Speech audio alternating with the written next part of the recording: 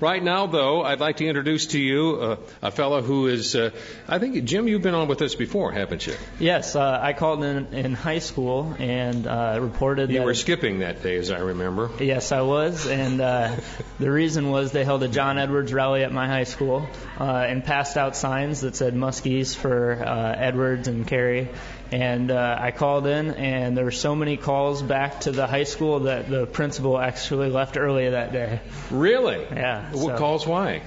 Because people were upset that the classroom was turned into a political rally. Unlike every other day, exactly. That it's always a political rally anyway, isn't it? Yes, that's... Well, it depends on which class you're in, isn't it?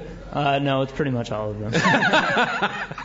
I mean, he was, but that was... out of class time. I mean, which class was that, right? It was actually during class time. They encouraged students to miss class to go down to this rally. Because which class was it? It was like civics class, right? Well, any class. It didn't matter what class you were in. They encouraged you to go down. So. Well, at one level, I approve of the kids participating in the process.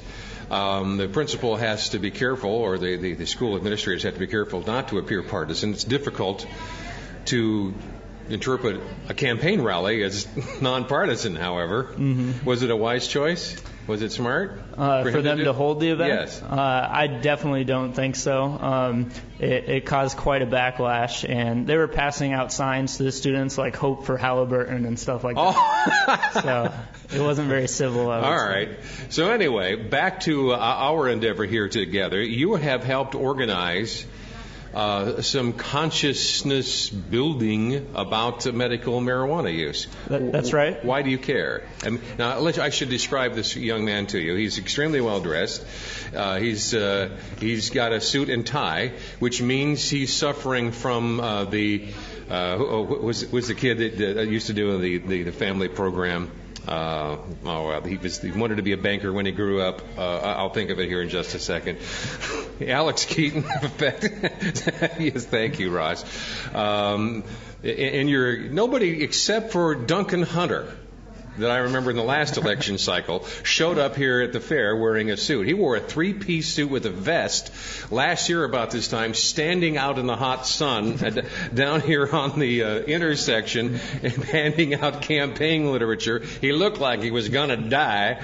So what's up with you? I mean, why are you so politically inclined at this early age? You're, 22, and you're going to college now? I'm actually the media director at Wesley United Methodist Church in Muscatine, Iowa. Okay. But I suffer from bipolar disorder, and I did a lot of research into it and found that marijuana was a very safe alternative to the drugs that are out there, which actually are hallucinogens. The stuff they prescribe you for bipolar disorder causes you to hallucinate, and they're not very safe. And so I did use medical marijuana. I'm currently not, because I want to be able to speak on behalf of other patients without being in fear of arrest. And to be honest, it's easier for me to go without it than it is for certain other patients. So did you participate in the forum that the pharmacology department put on the other day? I was there. I plan on speaking at a later forum. What is your ultimate goal? My ultimate goal is the legalization of marijuana for medical use. Is that only for that purpose? At this point, I think that we need to look at this as one issue, and the legalization of marijuana as a different issue. I don't think that's a debate we need to have right now. The main thing we need to look at right now is that there are medical patients who need it, who are going to jail because they are using it, even if a doctor recommends it. And the only thing standing in their way right now is a bureaucracy in Des Moines that stands to lose a lot of money because our bill would actually create nonprofit dispensaries. And so pharmacists could lose money if medical marijuana was passed. But what our government's decided is we're going to leave that decision up to the Board of Pharmacy. So it's kind of like debate. Now, help me understand, what way would they lose money if medical marijuana was approved? Well, our bill would create nonprofit dispensaries, and patients would be able to replace such drugs as OxyContin, hydrocodone, morphine, and some pain medications that are very addictive and dangerous with marijuana. And obviously the pharmacists sell those drugs. Jim, introduce us to your friend. All right, this is Mr. X. Good morning. Hi. Welcome aboard, sir. Thank you. And the reason you are here, Mr. X? I am a medical marijuana patient, albeit illegal, but I suffer from diabetic neuropathic gastroparesis. What's that? Paralyzed stomach. The nerve endings in my stomach that receive signals from my brain to generate my stomach muscles to contract and digest my food, some of those nerve endings are dead.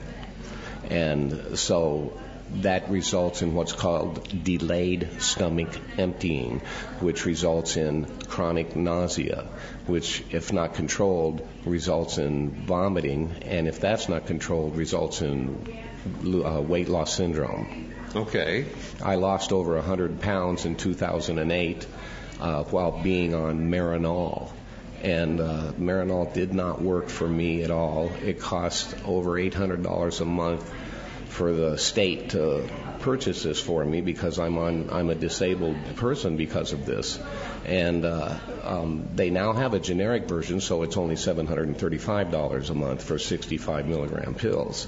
If I were able to use medical marijuana, it would be half that. Well, I'm assuming because you describe yourself as disabled, that means that the taxpayers are paying the $700 a month. You got it. All right. So if the taxpayers had a vote here, how much would marijuana use? Medical marijuana would be 1/3 to 1/2 the price of prescription Marinol. So from a taxpayer's point of view, it's a good deal. Oh yeah, the taxpayers wouldn't even pay 1 cent for medical marijuana. Why not? Because I would bear that burden alone unless they had it under, like in Oregon, where if you're on disability, they cover the cost for you. All right. So how did you discover that marijuana worked better than other drugs for you? I had used marijuana recreationally, and then I quit due to boredom and desired no other drugs but desired sobriety for 10 years. I was then diagnosed with diabetes and then got this gastroparesis. And one time I smoked a joint with a friend of mine. And I mean to tell you, Jan, within 2 or 3 puffs, my nausea decreased 50%. And the more I smoked, it was virtually gone. Whether it is actually gone or just, tolerated, I don't know. But it definitely helped, whereas nothing else does. And what they want to give me now is called Reglan, metoclopramide generically. And the doctor, my digestive specialist, as he handed me my prescription, said, do not take Reglan on a regular basis because it causes irreversible Parkinson-like shakes and tremors. And that's a common side effect. Though rarer, it also causes neuroleptic malignant syndrome, which is fatal. So if you were to ingest marijuana in whatever form, does it have to be smoked, or can it be cannabinol be some kind of a pill? Would that be sufficient? Well, a pill would not be sufficient because then it has to go through the very part of you that's busted. Right, and you don't get the full percentage of THC or any other cannabinoids if you have to take it orally. So if you ingest it in the doses that your body seems to like, would you be able to be non-disabled again? Entirely possible. The only thing that's with me is and at this point, very unstable in terms of I don't know from one day to the next if I'm going to be sick. I can really relate to women, i.e. pregnant women, and morning sickness, because every morning when I get up, I'm nauseated. And I do not smoke marijuana. I use a vaporizer. What's that? I know what a vaporizer is if it's for liquid substances, but how do you vaporize what you're talking about? Okay, well, the cannabinoids on the marijuana plant are basically an oil. So the vaporizer, you're able to set your temperature below the temperature of 392 degrees, which is where marijuana combusts. Right. So this way you can just allow the cannabinoids to be released and not release any tars, carcinogens, so benzene. Nobody else has any secondary effects of this that's in the room with you even. They wouldn't Exactly. They wouldn't even know that you're doing this. Is exactly right. There's no odor. Right. In Jim, in your case, you said you were diagnosed with bipolar disorder. If you ingest marijuana on a regular basis, does that erase or eradicate the symptoms? It definitely helps the symptoms. I can't say that it completely erases it, but it makes it manageable where I'm able to function. I'm able to work a lot more. I don't get extremely depressed like I do with bipolar disorder, and then obviously the opposite would be manic, where you're just extremely hyper. And what most people don't realize is, oh, he looks happy, but I still can't function. My mind's racing so much I can't get anything done. Yeah, but who cares as long as you're happy? Well, I wouldn't call that happy if you can't okay, hold you're down just a job. in your own zone, zip code. Okay. Well, I was watching some of the coverage of the pharmacy board, and one of the persons who spoke on this, I think his name is Gary Young, got up and here's what he said. This is only about 10 seconds, and here's his response to a testimony such as yours. I urge the board to make its decision based on scientific evidence and not anecdotal evidence. All right. He just basically says, your stories are interesting, but that's anecdotal. We need the science here. You ain't got it. Therefore, we're going to keep on doing what we're doing. We'll come back at this point, all right? Broadcasting live from the Iowa State Fair. Jim Morrison is here, as well as Mr. X. They advocate the medical use of marijuana. Those of you who've been listening in on this subject, do you agree or do you disagree? What would you like us to ask of these folks? The forum belongs to you at 284-1040 or 800-469-4295 as we broadcast live from the Iowa State Fair. Broadcasting live from the Iowa State Fair. Michelson here with you. What we're doing here today during the first segment is talking about the medical use of marijuana. We have two advocates here. One is Jim Morrison, and another fellow we're calling Mr. X. And we left off during the last segment talking about the fellow who said that, well, these are just anecdotes. We need to get into the science. And one of the things that Jim has done is he's put on some open forums, including times where they show a DVD documentary called Waiting to Inhale. When I discovered this benign substance was best medicine for me, I went about trying to educate the federal government. What the marijuana does, very simple, is it relaxes the muscles going over these tumors, so when I move, the muscles are relaxed and they can move. Hey, Jim, it's Irvin returning your phone call. Sorry I missed you. Without it, I wouldn't be alive. I'm a very productive member of society, instead of a person who would be on disability. Sometimes my legs will become so spastic, they will jump all over the place. I discovered a few tokes, and the spasticity just calms right down. Living under pharmaceuticals, at least the ones that I was on, was like living underwater. Going to take a bath by yourself is an impossibility. Going swimming, it's an impossibility. Driving. And it took us about almost 4 years to cut her completely off of pharmaceutical medication. I was actually able, and I'm still able, to completely control my seizure activity. It doesn't mean that I don't have neurological problems, but it's a different world that I live in. To think that something I could grow myself that cost absolutely nothing, that would grow next to our lettuce and to our herbs and be such a powerful medicine to change my life, that was amazing. Unfortunately, the real issue to this is some of our young kids think it's the wonder drug. It cures hangnails, headaches, back pains, everything you can think of. Well, to me, it's an oxymoron. Medical and marijuana are two ends of a spectrum. I know over 100 moms that lost their children to drugs, and they all started with tobacco, a sip of beer, and a little weed, and that's the culprit. Go clear the rest of the house. Clear the rest of the house. I opened my eyes and I saw 3 agents at that door and 2 agents at that door pointing assault rifles at my head. I started answering them saying, I'm upstairs, I'm nonviolent, I'm not going to resist, this is medical marijuana.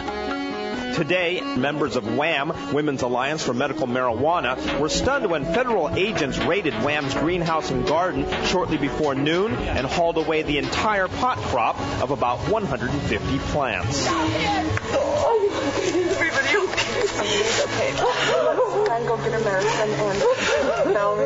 So that's really good documentary technique. You create sympathy, and then you create the bad guy. The narcs come in and bust them, and you have crying women left behind. I mean, that's going to move anybody, unless they have a heart of stone. But as Gary Young says, this is... I urge the board to make its decision based on scientific evidence and not anecdotal evidence. That's where we left off. All right, gentlemen, why is this not just a big sob story that a bunch of potheads want to use pot and have a good time with this? We've been warned for as long as we can remember not to use this stuff. We went to DARE and all those kind of drug education resistance programs. Now you guys want to turn the tables and say, for some uses, we ought to do this. Well, notice she pointed out, with the kids, it all started with some tobacco, a sip of beer, and a little weed. Yeah. Okay, why is a little weed? Why is that all of a sudden the bad guy, and the other two are not? Okay, number one, it's a myth that we, like you just said, we've been brought up in the reefer madness generation. From the beginning of time until 1937, there was never a problem concerning the cannabis plant. And all of a sudden in 1937, because of the Mexicans flooding the Southwest after the 1910 Mexican Revolution, the United States government said, well, hey, they're bringing the cannabis in, they're bringing marijuana in, and we don't know anything about this. And now they're bringing in meth. Yeah, right. So if marijuana is the financial foundation of all illegal drug smuggling and production, if marijuana were to be legalized, which is not necessarily what we're looking for, but only for medical purpose, but if it were to be legalized, that would remove the financial foundation of the drug market. All right. A lot of people have come to that conclusion. Let's deal with that later. In your case, Jim, why is that not just anecdotal? Well, I would say there's a wealth of science out there. The American College of Physicians, the American Public Health Association, and the American Nurses Association have all endorsed medical marijuana. In 1999, the White House commissioned a study through the Institute of Medicine to review all available medical literature on the issue. They reported nausea, appetite loss, pain, and anxiety are all afflictions of wasting, and all can be mitigated by marijuana. Since February of 2007, there have been 3 studies on neuropathic pain showing that marijuana has medical value there. And there was also a study where hepatitis C users had 3 times the cure rate because they were able to keep down their medications and they were able to take their medications on a regular interval. Let's talk to as many people as we can. In studio with us, Jim Morrison and Mr. X advocating medical marijuana. All right. Hey, thank you, Dave. Did he help your case? Well, he did bring up one point, and that is the people who seek treatment for addiction, and those numbers are incredibly inflated because a lot of times they'll be arrested or they'll be kicked out of their house, and the judge will say, you know what, you can go to jail or you can go say that you're addicted, and obviously people are going to choose to say that they're addicted. All right, let's go ahead. You can respond any way you want. I know some people who are alcoholics, and they use marijuana to stay off of alcohol. The health benefits are abounding. I mean, they don't have chronic liver problems or anything like that. So they use marijuana to get off of, and also to get off of narcotics. Well, it's interesting. My little sister lives in California. She works for the county, one of the counties out there. And she just went to a beach a couple of weekends ago. I can't remember which one, a very famous California beach. And they have medical marijuana out there, and they have clinics right there along the beach. And they also have a bunch of sleazy doctors who will say, oh, yeah, you qualify. And they just they give people a note. They go buy marijuana, and these guys go walk along the beach smoking marijuana.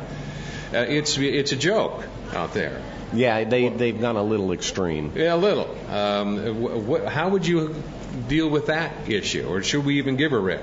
Well, the bill here in Iowa will not allow smoking in public, so you're not going to see people just lighting up at restaurants or something like that. As a matter of fact, out there they do, and since it's theoretically a medical procedure, you can't smoke a cigarette in a restaurant, but you can smoke weed. Mm-hmm. They have very loosely worded laws out there. But, yes. But we have included in this bill that you can't smoke in public, you can't drive, so I think that'll take care of some of those issues.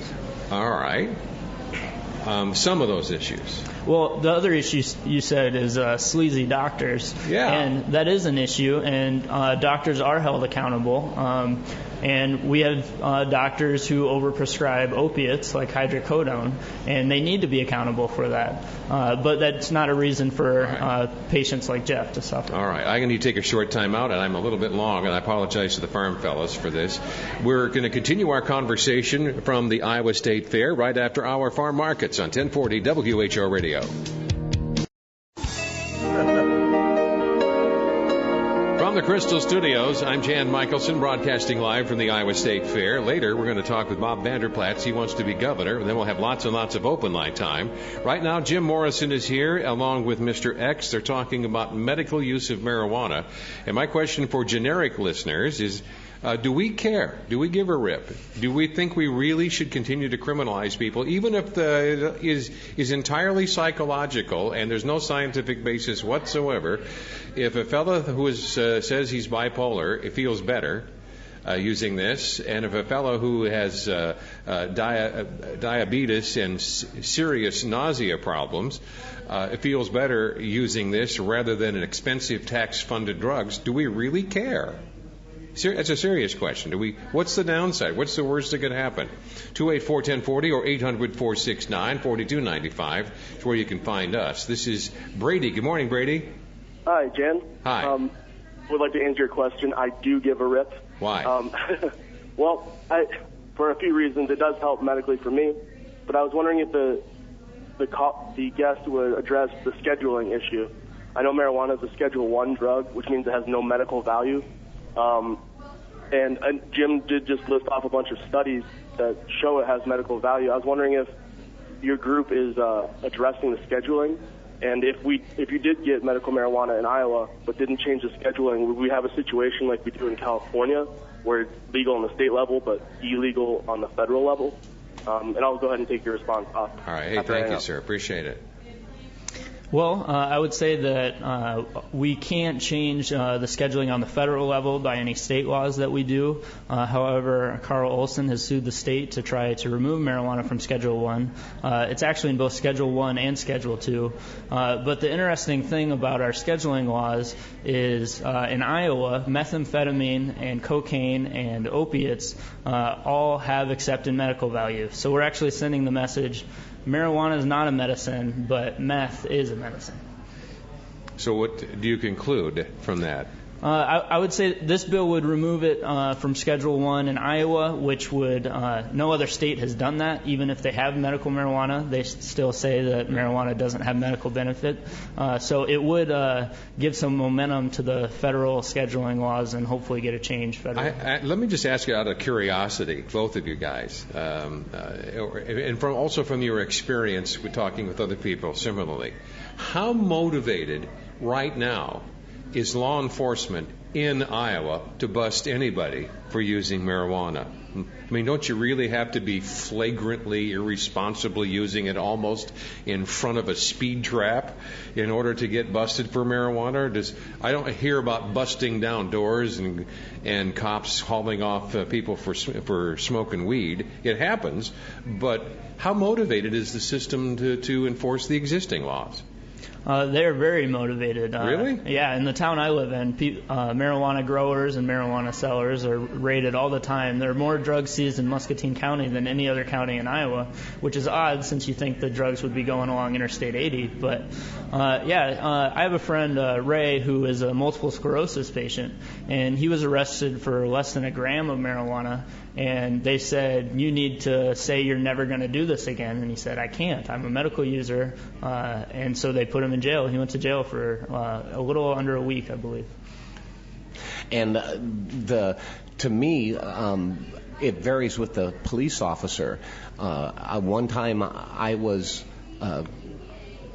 caught by a police officer in possession of a small amount of marijuana, and when I explained to him why I use it, that I don't sell it and anything like that, he had compassion on me, and he let me off with a warning. Well, the reason I ask is I do a lot of bike riding, and I'm outside a lot, and especially on Friday afternoons, when people are going home for the weekend during the summer months, it seems like to me about every third car somebody's got weed in it, because I can smell, and I can smell the smoke coming out of these cars on a Friday night. These people are getting stoned for the weekend. It's a habit they have. They don't do it during the week, but Friday night they're lighting up. Well, it's common. It is very common, and what the politicians... I'm not advocating it. I just smell it. Right. Well, but that's the thing. Millions of Americans use it, and it is safer than any other drug that known to man. All right. This is Teresa. Well, not caffeine. Caffeine, just coffee. It doesn't hurt you much. As a matter of Nobody fact, ever ODs on coffee, except for maybe Bonnie. Caffeine employs the same effects as alcohol, LSD, cocaine, crystal meth, nicotine, opioids, and benzodiazepines. If you Google it, that's what they tell you. This is Teresa. Good morning, Teresa. Hi. Hi there. What do you think? My comment is on the soundbite that you played from Mr. Young earlier. Yes. Regarding the scientific basis. Yes. How does he think that they approve medication in the first place? They get feedback from patients. They do trials. They get feedback. That's how Viagra got known, right? Yes. That's my only comment. Is that is scientific. They get patient feedback. Okay, and you're implying that there's not such a feedback mechanism for marijuana because it's illegal. Absolutely. And therefore we have a catch-22. Yeah, this hysteria has just gotten to be a bit much. They need to come down off their high horses and take a good look at the feedback that they're getting from shows like this even. All right. Hey, thank you, Teresa. Now, Mr. X, you said you compared the cost of the medication that you are on to the medical use of marijuana. What was the cost again to the pills that you take? Now that Marinol is available generically, I can get 60 5-milligram pills for $735 a month. That's a lot of money. Yeah, and I can get... which you don't pay for, we pay for. Is exactly right. And I can get...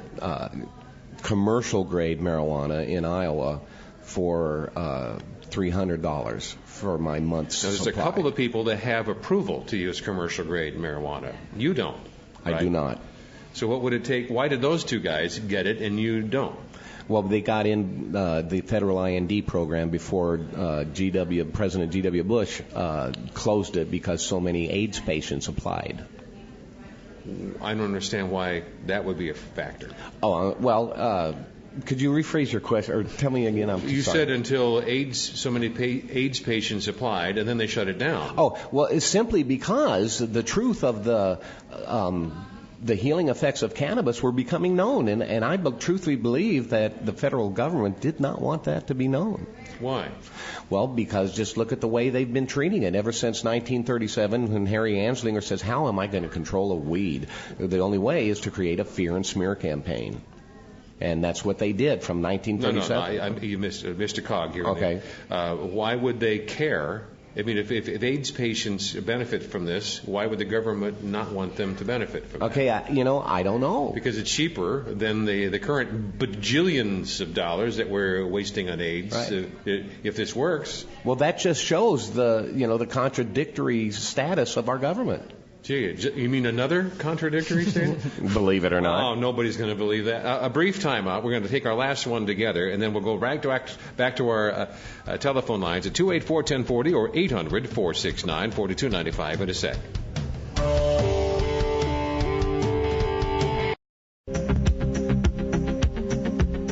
This is our last segment with our in-studio guests who are advocating the medical use of marijuana, Jim Morrison and Mr. X here with us. And I think this is Andy. Good morning, Andy. Good morning, Jan. Hey, I just want to touch on their argument that medical marijuana is cheaper. If it's legalized, it may become more expensive or comparable to the drugs that they're talking about it being less expensive. Then you look at cigarettes as an example. Cigarettes are cheaper on the black market than they are on the corner convenience store. That's an interesting point. It says if we legalize it, they'll just they'll figure out a way to rip us off again. And they will, unless we are given the right to grow our own. Really? Yes, and also growing your own allows you to know that you're not using pesticides and that mold is not getting on it. It creates just a safer, purer form of it. You agree with that, Jim? Yes, I definitely do. Our bill allows for nonprofit dispensaries, so that should keep the price down. All right. Hey, thank you. I appreciate it. This is Jane. You're a therapist. What do you add to this conversation? I would just like to say I see a lot of people with bipolar disorder, and there is not one that has ever told me that the medication that they get provided by the medical system works better than marijuana. Marijuana will level them out and not give them all the side effects, and I would be 100% behind that. Because I think they can function. They can get up every day. They can go. With the medication, many times they're so groggy. What would you advise the department or the pharmacology board? Pardon? What would you advise to the people who are deciding this issue? What would I advise them? Yes, relative to legalizing medical use. I would definitely legalize marijuana for medical use because I think it has a lot of properties that work well for a lot of things. I'm also a nurse besides being a therapist. So the other thing I wanted to say real quick is I know they constantly say marijuana is the gateway drug, but I really truly think that alcohol is the gateway drug. You get the last word, Jane. Out of time.